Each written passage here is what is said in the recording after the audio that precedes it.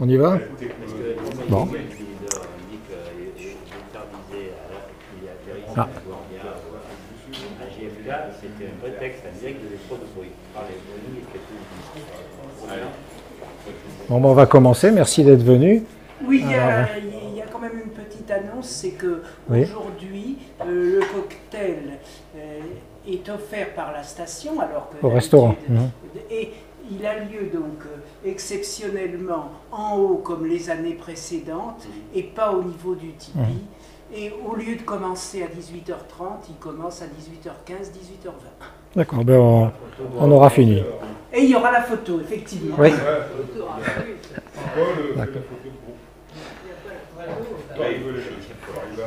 Alors pour ceux qui ne me connaissent pas, donc je suis Luc Cambier, je viens du club de Merlimont. Merlimont, c'est sur la côte d'Opale, donc dans le Pas-de-Calais, entre le Touquet et Berck. On a des ciels moins cléments qu'ici. Alors j'ai proposé de vous parler d'Apollo 15 parce que ça a marqué vraiment un basculement au niveau des missions Apollo, entre les premières qui étaient faites pour poser le pied sur la Lune, point, et puis celles qui ont vraiment eu un objectif scientifique réclamé par les géologues à corps et à cri. Alors, au point de vue document, j'ai surtout utilisé deux choses. Ce magnifique livre, Ils ont marché sur la Lune, de Philippe Hénarejos, qui a à peu près 500 pages. Il reprend toutes les anecdotes, toutes les discussions entre les astronautes, la Terre, etc., mission par mission, évidemment illustré avec des photos de la NASA. Et puis, bien sûr, le site de la NASA, sur lequel on peut tout trouver, y compris les scans des pellicules 6.6 qu'ils avaient faites avec des Hasselblad. Tout est disponible. C'est vraiment... Mais alors, il faut s'y retrouver parce qu'il y en a beaucoup. Alors, les missions Apollo, tiens, c'est un peu tronqué là. Alors, Apollo 11, l'objectif était plutôt politique. Il fallait être les premiers à marcher sur la Lune, il fallait se dépêcher avant les Russes. Et ils ont fait une sortie qui n'a duré que 2h30. Donc, vous voyez l'amplitude des moyens qui ont été mis en œuvre pour marcher sur la Lune pendant 2h30.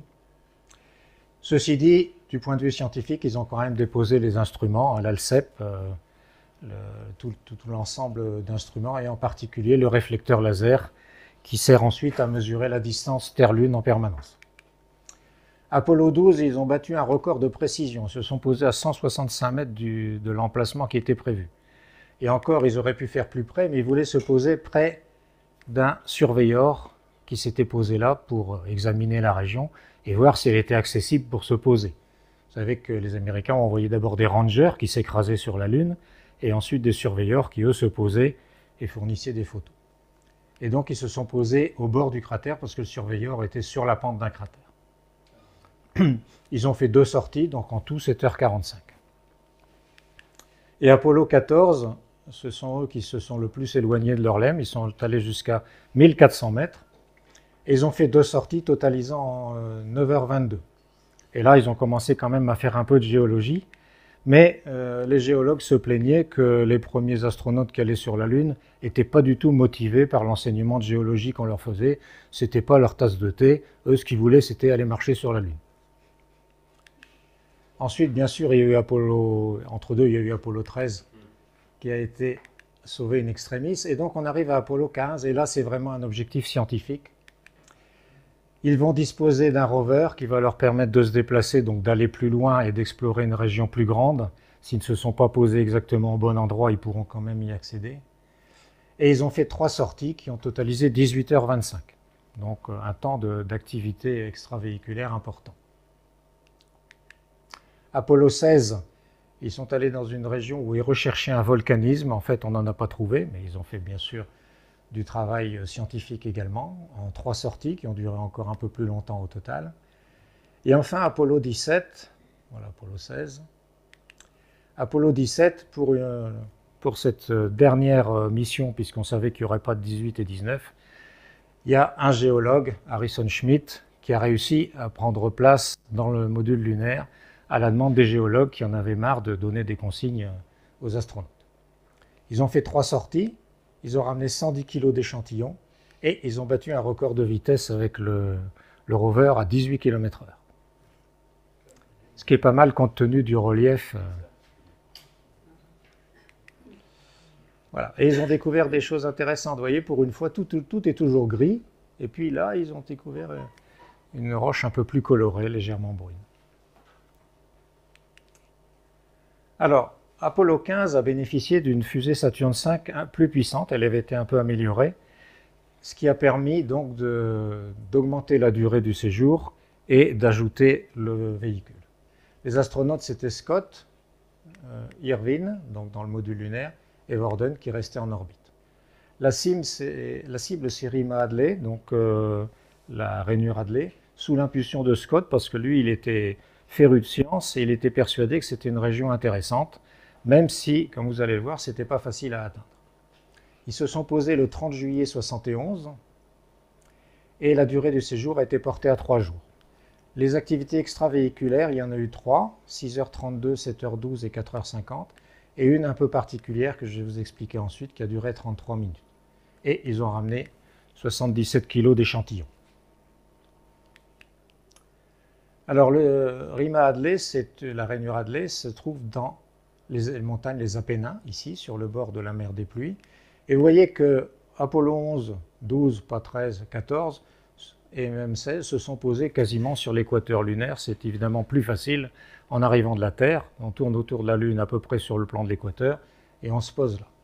Par contre, vous voyez que pour Apollo 15, il fallait dévier considérablement la trajectoire pour aller beaucoup plus haut. Et Apollo 17 a fait un peu la même chose ici.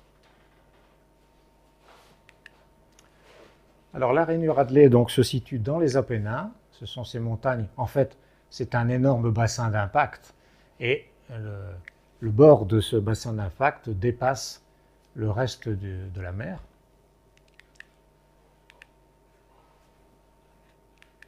Ah, quand même. Voilà, un plus gros plan. Ici, il y a Autolycus et Aristillus qui ont envoyé des éjectats jusque dans la zone où ils ont échantillonné. Et on va zoomer encore sur la région. Voilà. Voilà la rainure Hadley. Qu'est-ce que c'est que cette rainure? C'est un tube de lave. C'est-à-dire que quand il y avait déjà la mer était formée, il y a eu une coulée de lave. Et quand elle s'est tarie, ça s'est effondré. Et ça fait donc un tube de lave. Je ne sais pas s'il y en a parmi vous qui sont déjà allés à Lanzarote, une île des Canaries. Il y a un tube de lave dans lequel ils ont fait une salle de concert.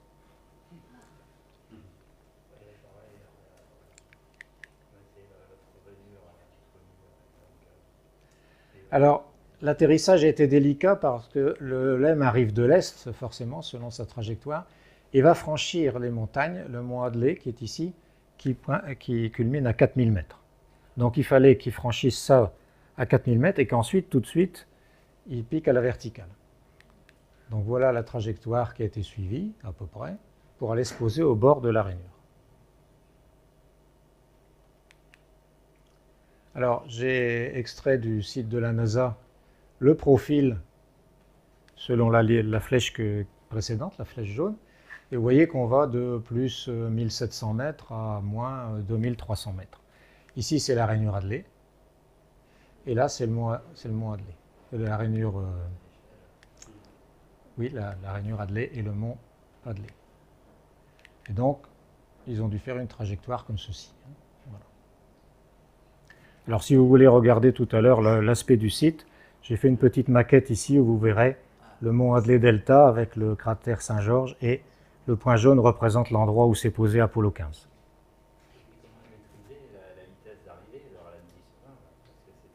Oui, oui. Ils ont basculé très vite à la verticale. Alors voilà une vue du LEM pendant la descente. Vous voyez bien la rainure ici. Ici, c'est le mont Hadley Delta avec un grand cratère qu'ils ont nommé le cratère Saint-Georges. Ensuite, on s'approche et vous voyez qu'on est en train de basculer. Il faut se rapprocher de la verticale. Ils vont se poser à peu près ici. Donc un paysage vraiment fantastique. Et là, ils sont à la verticale, ils vont se poser là quelque part. Alors la descente finale, je vous ai épargné la totalité de la séquence parce qu'elle est un peu longue.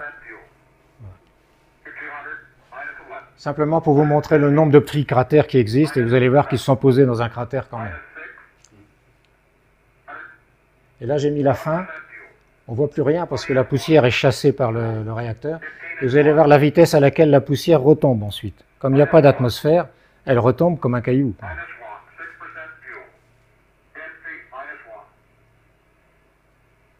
Là, on voit la sonde qui va toucher le sol. Ils arrêtent le moteur environ à 2 mètres du sol. Regardez bien la poussière. Hop. Ouais. C'est impressionnant, hein, alors que le régolithe est très très fin. Hein. C'est vraiment surprenant, là, la vitesse de chute de la poussière.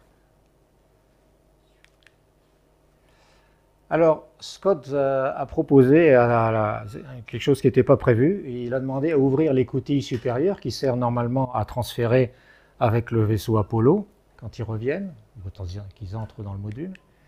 Il a demandé s'il pouvait l'ouvrir pour jeter un coup d'œil d'abord et faire une description du paysage.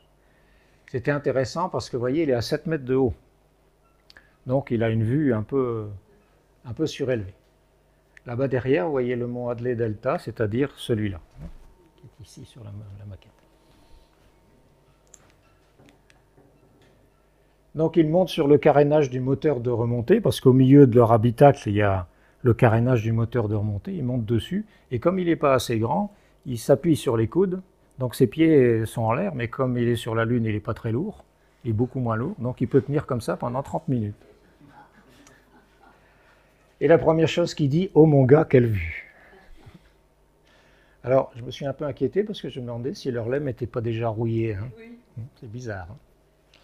Et donc, il décrit le paysage autour de lui pendant une demi-heure, ce qui, évidemment, a plu aux géologues à terre parce qu'ils avaient déjà un aperçu de ce qui allait être exploré. Il a fait aussi des photos. Voilà, une photo panoramique, vous voyez.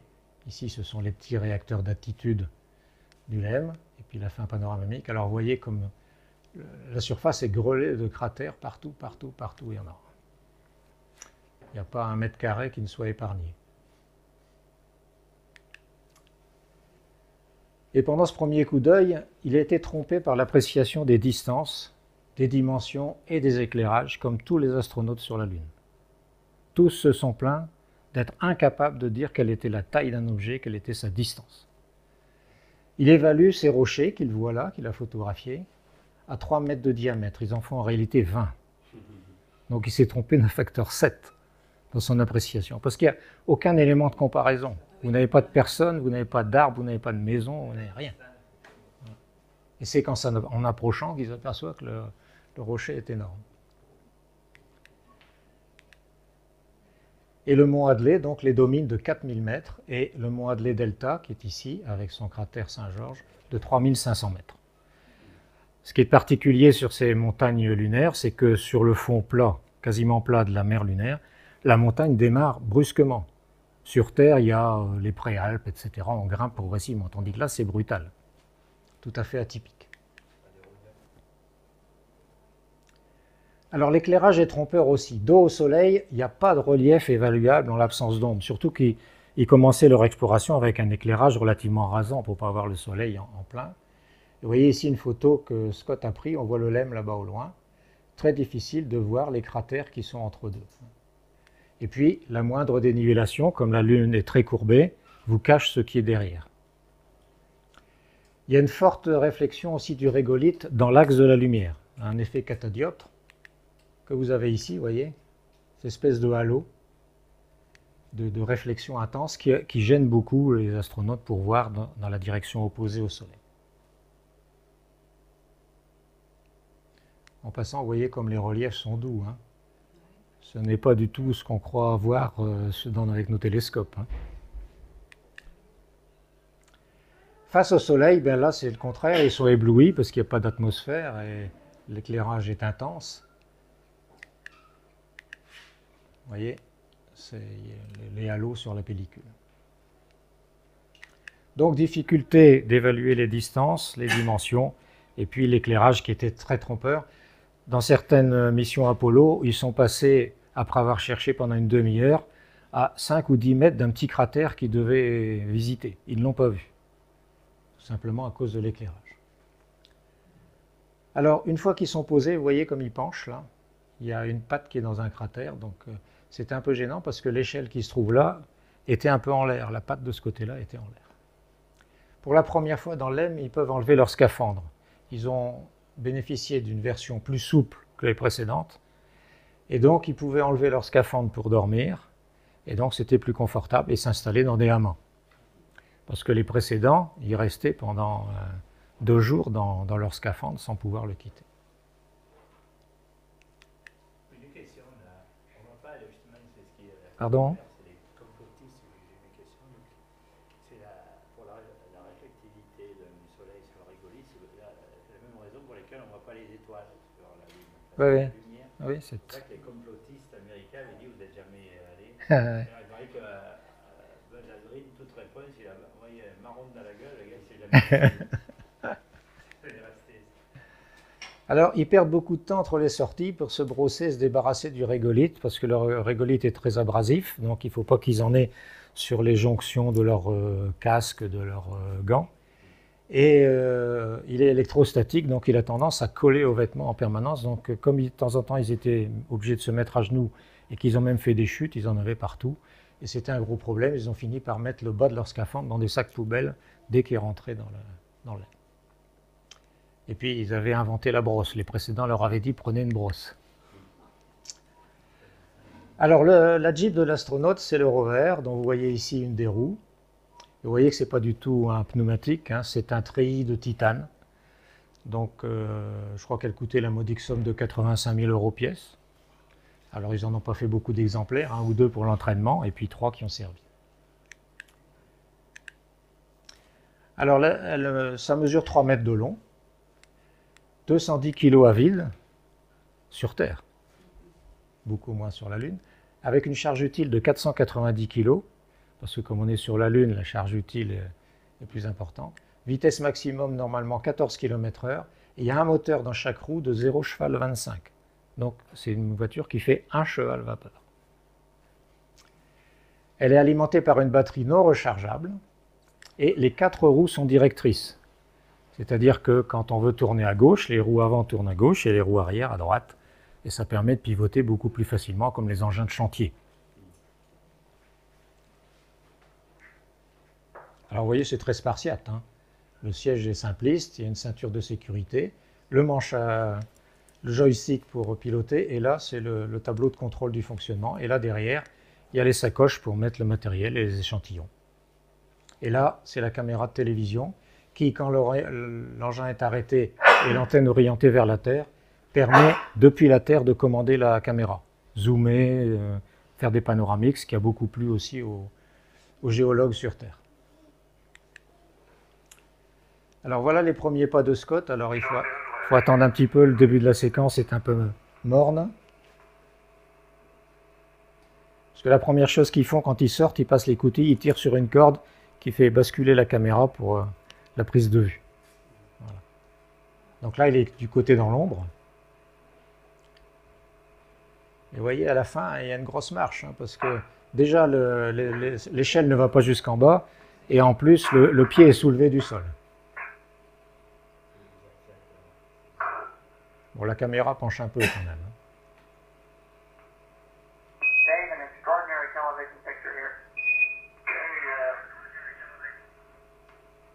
Alors il a baissé sa visière métallisée pour le soleil.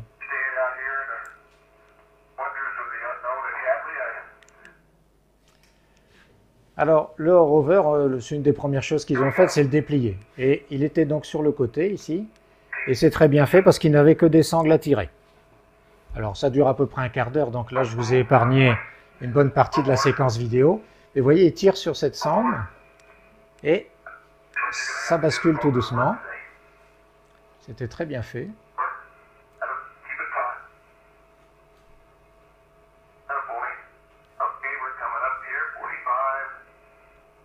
« 45 degrés. » Regardez bien, les roues vont sortir. Hop. Les roues arrière sont sorties. Ouais. Ensuite, il tire sur une autre sangle. Ça va continuer à basculer. Voilà, donc la partie arrière descend. Et les roues avant vont se déplier. Et ensuite, il y a un mouvement de bascule pour le poser au sol.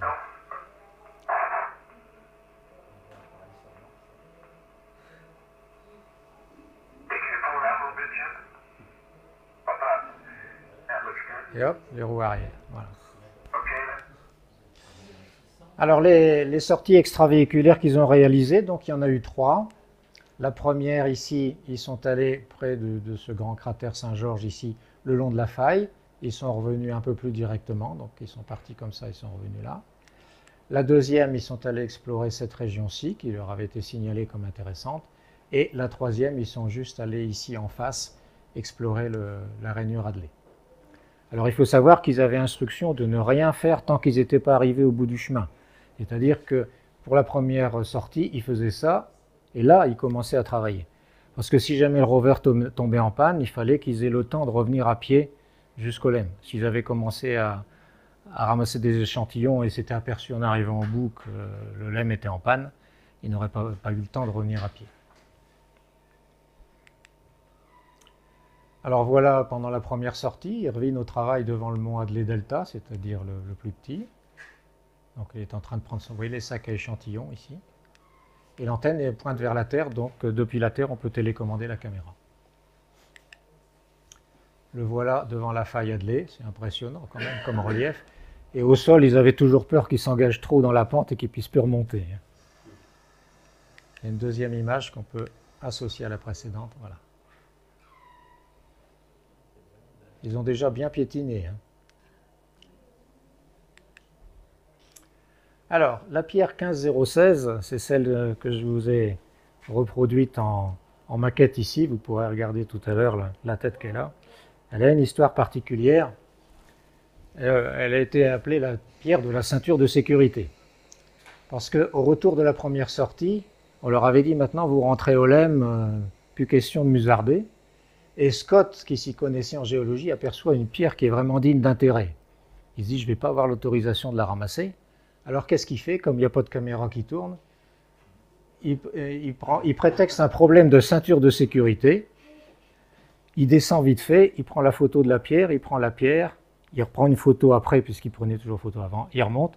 En 2 minutes, l'affaire a été faite, et il n'y a que son collègue qui le savait, mais qui n'a rien dit. Et on s'apercevra plus tard que cette pierre a 3,4 milliards d'années, qu'elle provient d'une profondeur de 250 km dans la Lune, et qu'elle a été éjectée il y a 300 millions d'années. Là, voilà. Et je vais vous montrer le scanner à rayons X de cette pierre.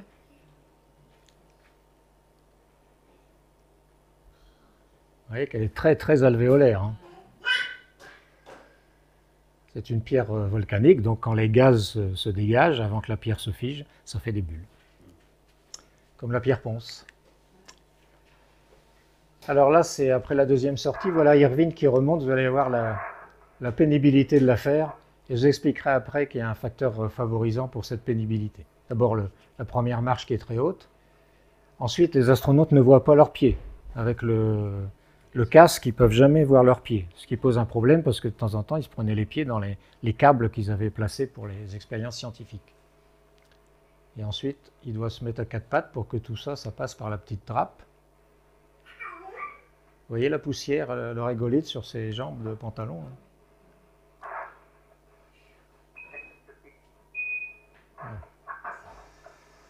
Il y avait tout juste la place pour passer et rentrer.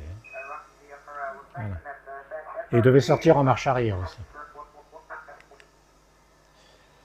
Alors, pendant les sorties extravéhiculaires, ils font du ramassage d'échantillons, bien sûr, et ils doivent documenter ce qu'ils prennent en prenant une photo ou plusieurs photos.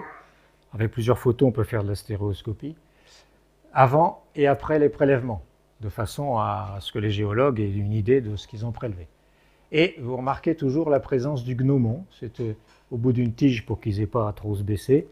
Il y a cette petite réglette avec des nuances de couleurs et de gris, qui permet ensuite d'étalonner les couleurs du film photographique pour avoir la couleur exacte de la pierre ou des éléments qu'ils ont prélevés. Ici, on voit Scott qui est en train de faire une photo au téléobjectif. Ils avaient emmené un téléobjectif de 500 mm sur la Sellblad, ce qui lui a permis de photographier le fond de la rainure Hadley sans avoir à y descendre.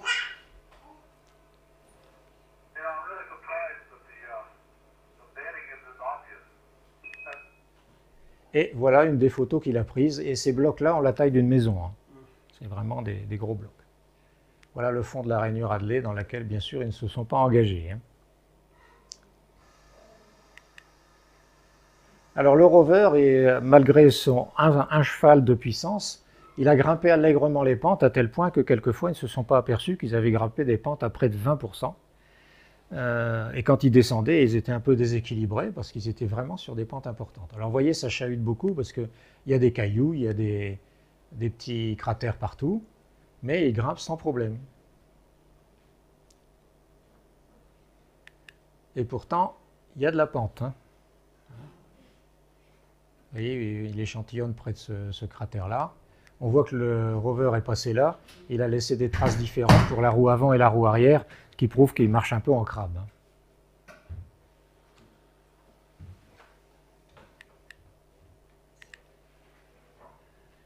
Et là, Irvine était obligé de tenir le rover qui avait une roue en l'air, tellement ça penchait, pendant que Scott faisait les prélèvements à côté. Après, il a dû reprendre les commandes du rover, rouler dans le sens de la pente un peu plus loin pour qu'Irvine puisse remonter parce qu'il ne pouvait pas remonter à bord dans la position inclinée.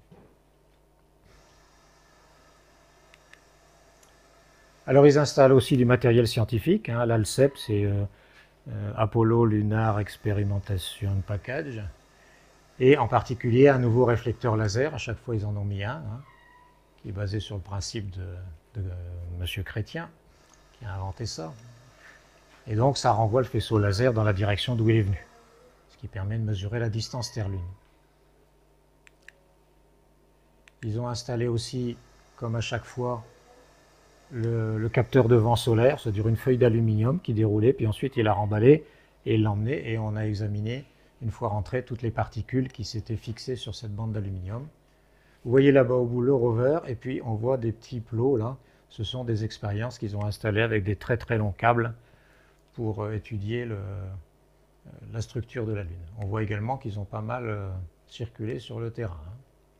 Alors ils ne s'enfonçaient pas du tout, hein, que ce soit à pied ou rover, c'était 1 à 2 cm maximum. Alors les forages, on en reparlera tout à l'heure, ça les a bien fait baver parce que c'était très difficile.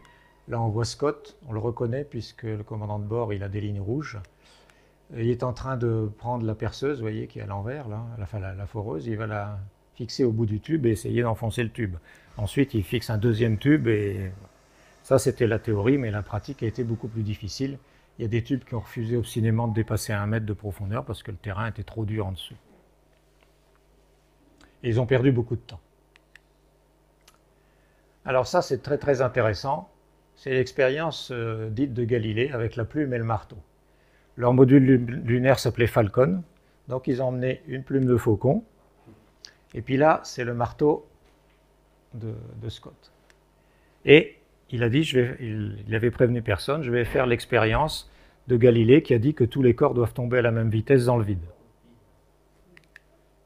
Et voilà l'expérience en question. Le faiseur, la plume.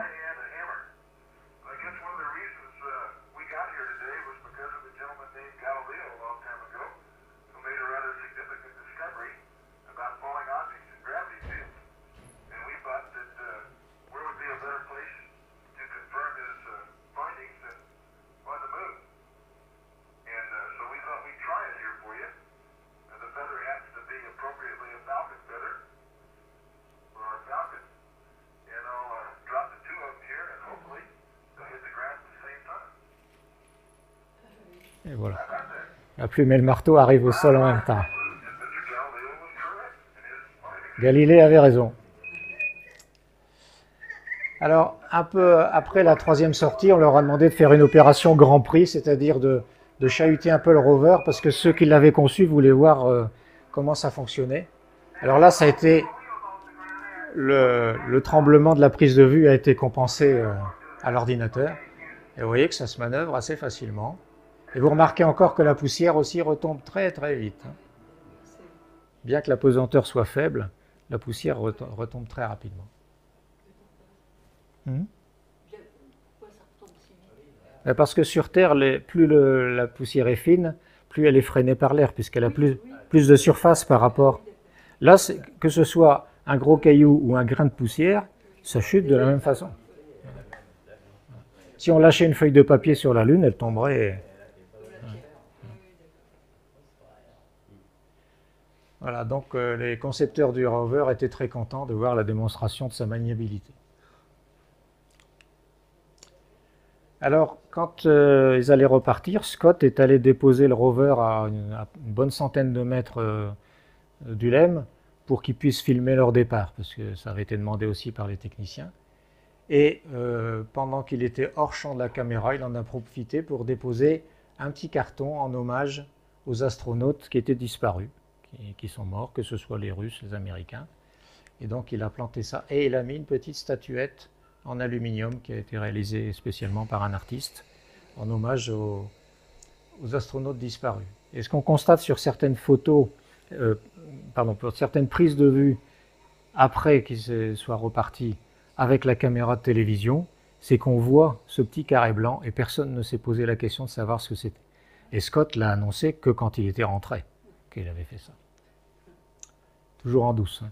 Voilà, c'est comme la pierre. Voilà, ça c'est la dernière photo. Vous voyez le rover qui est allé jusque là-bas. Il est à peu près 100-150 mètres. Et il va pouvoir filmer. Et l'intérêt, c'est que la caméra étant commandée depuis le sol, celui qui est au sol pourra ensuite se servir de la caméra pendant un certain nombre de jours pour filmer des panoramiques.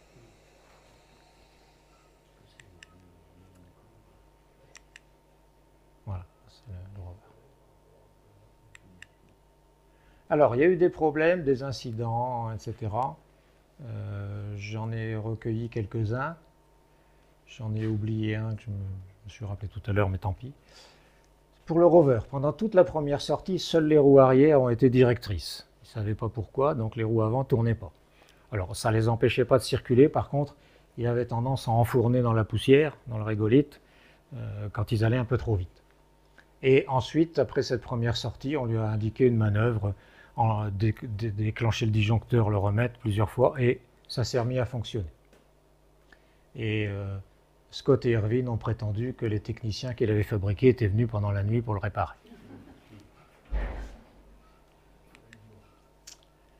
Alors le problème aussi du régolithe, on a déjà parlé tout à l'heure, vous voyez des particules de régolithe au microscope électronique, c'est très acéré.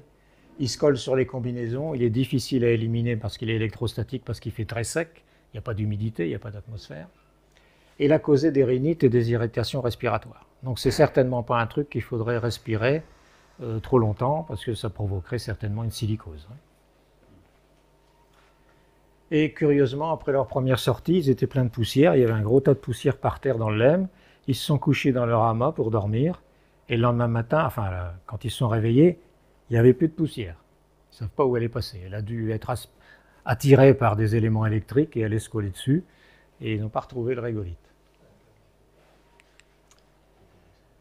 Autre problème que j'ai évoqué tout à l'heure, les forages, qui ont été vraiment très difficiles. Plusieurs forages étaient prévus, d'une part pour faire des carottages le plus profond possible, si possible 2 ou 3 mètres, pour extraire une carotte, pour avoir une idée de la structure du sol en dessous, et d'autres pour poser des capteurs thermiques, pour voir si le flux de chaleur sortant de la Lune était compatible avec certaines théories. Et donc ils devaient forer, et ensuite enlever le tube et glisser les sondes thermiques dans le trou. Et ça a été très laborieux, ils ont fini par mettre les sondes thermiques à 1 mètre ou 1,50 mètre parce qu'ils n'arrivaient pas à forer plus loin. Ou alors ils avaient bien foré mais ils n'arrivaient plus à extraire le tube. Enfin, ils ont perdu énormément de temps avec ça. Et ils étaient inquiets parce que ça grevait la sortie suivante, où ils allaient devoir se remettre à forer alors que ce n'était pas prévu. Et un problème plus grave, le cœur d'Irvine. Il a eu une panne d'alimentation en eau de boisson dans son casque. Quand ils sont 6 ou 7 heures dans le scaphandre, ils ont ici une petite pipette et puis ils peuvent boire quand ils veulent. Et lui, ça n'a pas fonctionné pendant un nombre d'heures considérable. Et comme il faisait un travail très dur, il s'est déshydraté sévèrement et il a fait une hypokaliémie, c'est-à-dire une perte de potassium, qui a lésé son myocarde. C'est-à-dire que son muscle cardiaque a été définitivement abîmé. Et donc, il a fait une grosse crise cardiaque en 1973, donc 2 ans après, et il est décédé d'un problème cardiaque en 1991.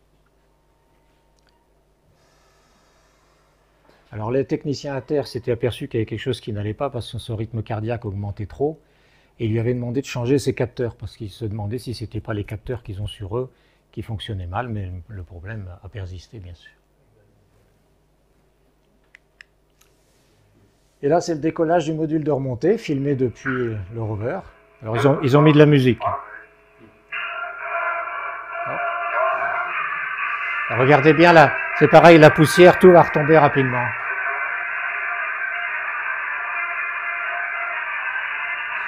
Et hop. Il y a encore quelques protections plastiques qui se balancent. Et puis c'est tout. Voilà. Donc, quand le réacteur se met en marche, on ne voit pas de flamme, rien du tout, hein, puisqu'on est dans le vide. Et bien sûr, il n'y a pas de problème d'aérodynamisme de l'engin, puisque on est hors atmosphère, donc il n'y a pas de souci. Alors, ils ont jeté un dernier coup d'œil sur la Lune quand ils étaient en orbite. Ils ont regardé cette région-là, que vous connaissez. C'est Aristarque, hein, et la vallée de Schroeter, la tête de cobra, là. Voilà une des photos qu'ils ont prises, qui est vraiment magnifique. Et Aristarque, c'est la région la plus blanche, la plus claire de la Lune. Hein. Sachant que la surface lunaire a un albédo de 0,07, c'est-à-dire on voit que 7% de la lumière. Donc ma représentation ici est encore beaucoup trop claire. Hein. Normalement, c'est comme du charbon. Hein.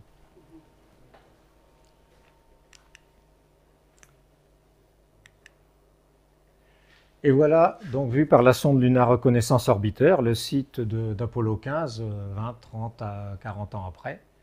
On voit ici la multitude de cratères, on voit le LEM, on voit les traces de circulation.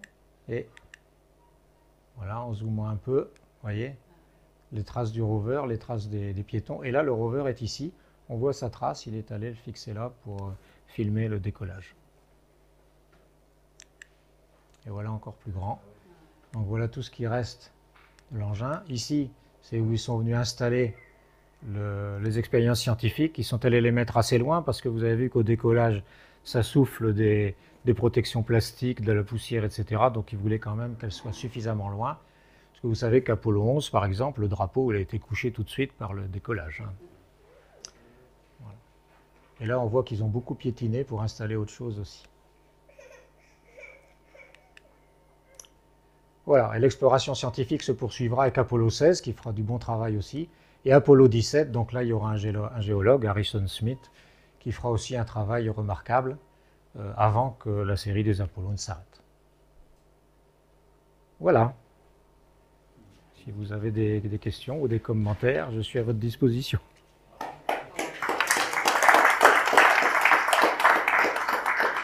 Quels sont ceux qui ont vu Apollo 15 en direct à la télé? Non? Moi, je les regardais tous. Hein. J'avais même à l'époque photographié l'écran de la télé. C'était tellement extraordinaire. Combien d'autonomie avec un scaphandre? Alors, ils avaient au moins 7 heures, parce que je crois que les sorties les plus longues ont duré 7h30, quelque chose comme ça. Donc, je pense qu'ils avaient à peu près 9 heures d'autonomie. Et puis, une grosse marge de sécurité, bien sûr. Et ils avaient un petit module, qui s'appelle je ne sais plus comment, qui était au sommet de leur PLSS, le sac à dos de survie, qui leur permettait, le cas échéant, d'avoir encore une demi-heure d'oxygène. C'était une véritable usine hein, qu'ils avaient sur le dos, hein, ça pesait 55 kg sur Terre. Donc, parce qu'il fallait assurer l'oxygénation, la régulation de la température, il y avait une circulation d'eau dedans. Et quand ils avaient plusieurs sorties, entre les sorties, ils les branchaient dans le LEM pour les recharger en eau, en oxygène, etc. Puis il y avait des cartouches pour éliminer le CO2, bien sûr.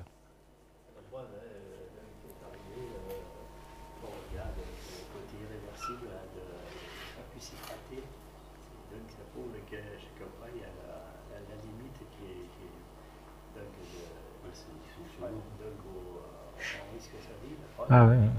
Est-ce qu'ils ont étudié des choses? Parce que malgré je regardais une émission de Arte, ils ont eu le prix de l'une combinaison, c'est 15 millions de dollars là. Et sur mesure. Et voilà, en plus, les circulations d'eau, et donc pour la température du corps. Mais est-ce qu'ils ont fait des recherches sur les pénétrations éventuelles de particules cosmiques et solaires? Parce que là, il y a les deux. Ah bah ça, les rayons cosmiques, ils y sont soumis presque à 100%. Hein. C'est pas le scaphandre qui peut les protéger des rayons cosmiques.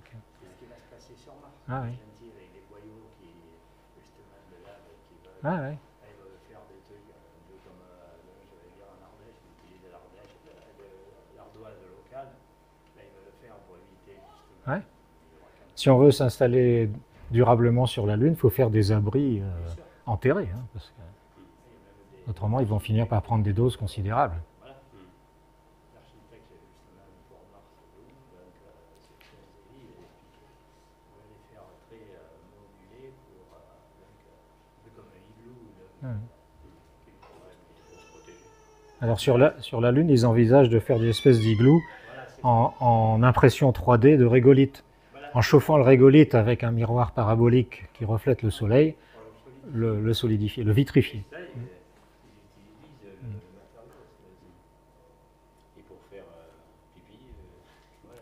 Ah ben, ils ont des poches à urine dans la combinaison, hein, bien sûr. Et puis dans le LEM, il y a aussi un système de poches à urine. Et puis ils les branchent sur une valve qui l'éjecte à l'extérieur. Et d'ailleurs, il y a eu un problème parce qu'ils avaient une perte de pression dans le LEM et Houston n'a pas voulu les réveiller pour ça. Et Scott n'était pas content qu'on ne l'ait pas réveillé parce qu'il y avait une légère perte de pression. Ils se sont aperçus que c'était la vanne qui était mal fermée, donc il y avait une petite fuite.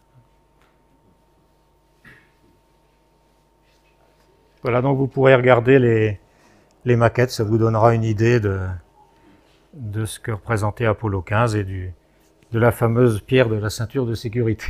Mais c'est ça, c'est là qu'on revoit l'initiative humaine à l'endroit où il se faut le gomme. Puis il a eu raison. Ouais. Et ce que j'apprécie, c'est le petit mot d'honneur du parler. Et combien de temps ça a duré? Pardon? En durée, Ils sont restés 3 jours. ils sont restés 3 jours. 3 jours, oui. 3 jours, 3 sorties. Un peu plus de 3 jours pour aller, 3 jours pour revenir. Donc là, l'irradiation n'est pas considérable puisqu'ils sont passés que 9 jours dans l'espace. Mais si on veut rester pendant des mois, ça va être autre chose. Hein. Déjà, dans l'ISS, Thomas Pesquet explique qu'il y a des compartiments qui préviennent de Oui. l'injection de masse. Ah oui. Déjà, parce que plus ces particules de déchets, tous les soirs, on a une masse qui nous ratifie. La SNCF a fait des progrès parce qu'il y a même des trains spatiaux. Voilà, donc on est dans les temps pour aller... Il a